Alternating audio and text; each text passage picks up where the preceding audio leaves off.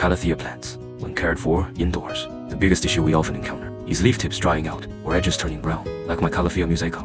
Here, even though it's growing so well, it still can't avoid this problem of scorched tips among Calatheas. Musaica is considered one of the easier ones to grow, but for most Calatheas, the biggest challenge is humidity. That's because their native environment is warm and very humid. When we grow them, if the air is too dry, they will easily develop scorched tips or browning edges. But this particular musaica is quite unusual. When I first got it was one of the leftover plants. Most of the leaves had already dried up, leaving only a few surviving ones. Then, in spring, I repotted it. After repotting, it started to grow new leaves. During summer, I kept it near an open door. It was very hot, but the humidity was low, only about 30%. Through the whole summer and autumn, it didn't develop any scorched leaves, but in winter, it suddenly started to brown. On the other hand, my Calathea ornata, which is usually harder to keep, barely developed any browning in winter. Its leaf edges usually scorch in summer instead. Take this old leaf, for example. There's a dried patch in the middle. That happened because water splashed on it when I watered the plant. That's why I always say, in poorly ventilated indoor conditions, try not to spray water directly on the leaves. This Calathea ornata, in autumn and winter, grew new leaves with almost no browning. It's still producing new leaves now,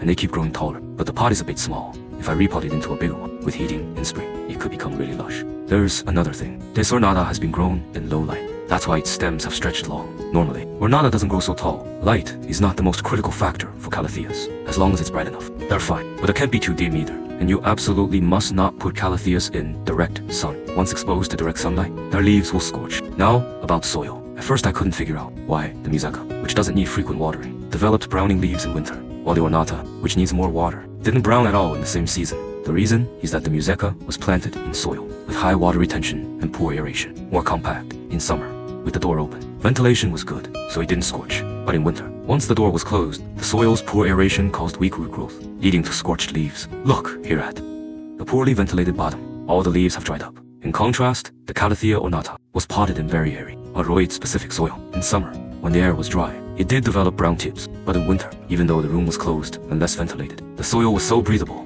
that it didn't develop any browning. So, when growing Calatheas, use loose, well-rated humus soil. First, it provides good aeration. Second, it helps the roots grow well. If a Calathea's roots fail to develop, or even begin to rot slightly, its leaves will definitely scorch. Take this velvet Calathea as another example. It's still growing new leaves. It hasn't died, but with every new leaf that comes out, the older leaves inevitably brown.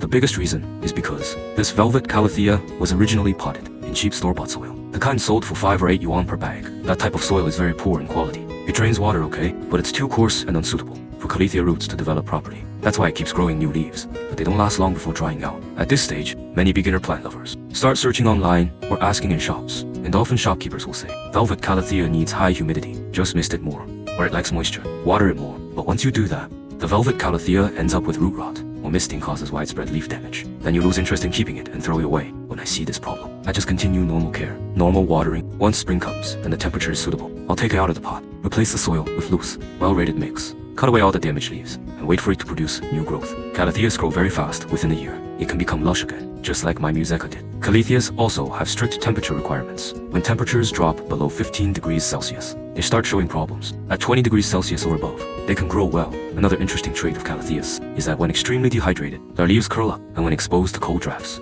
or very low temperatures, their leaves curl up as well.